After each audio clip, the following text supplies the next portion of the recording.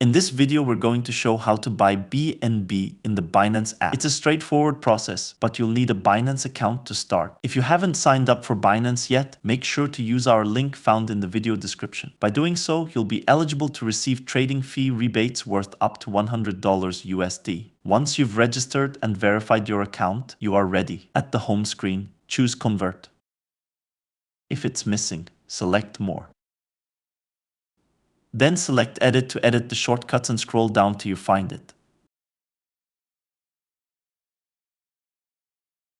Select the plus sign to add it to the shortcuts. When you are finished, select Done. Now go back to the home screen and select the icon you just added. Now select the currency you wish to use for the purchase. Then add the currency you want to buy. In our case, we are looking to buy BNB. There are two ways to buy it. You can either choose the current market value, or you can set the specific price at which you wish to buy. Now we just need to preview the conversion to ensure everything is correct. If it looks okay, then choose to convert it. Now you can go back to the home screen, choose Wallet and then Spot.